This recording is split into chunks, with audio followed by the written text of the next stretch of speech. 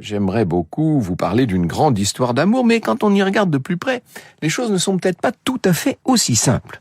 La première rencontre, donc, est intervenue, je vous l'ai dit, en décembre 36. Or, d'entrée de jeu, Chopin semble ne pas se forger une opinion bien haute de cette Aurore Dupin, baronne du Devant, et qui signe ses livres à succès du pseudonyme androgyne de George Sand.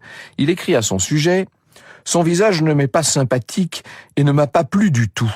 Il y a même en elle quelque chose qui m'éloigne. » Et il écrit encore dans une autre lettre: « Oh, elle est antipathique, cette Sand. Est-ce bien une femme? J'arrive à en douter. » Et de son côté, George Sand écrit: « Ce monsieur Chopin, est-ce une jeune fille ?» Ah, vous voyez qu'on va jouer sur l'ambiguïté des genres dans cette relation complexe qui est en train de se nouer. Une fois passé cette mauvaise première rencontre, ils vont se recroiser dans tous les salons de la Nouvelle-Athènes, évidemment.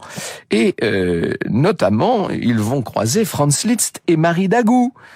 Et puis, de ce premier couple, Franz Liszt-Marie Dagout, on va voir bientôt se constituer le pendant avec George Sand et Frédéric Chopin.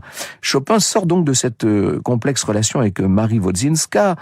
Quant à George Sand, est-ce que j'ai besoin de vous rappeler qu'elle vient de rompre avec Alfred de Musset, bien sûr, et qu'elle envie, quand je dis elle envie, à la folie Marie Dagout, d'être la maîtresse du fougueux Franz Liszt.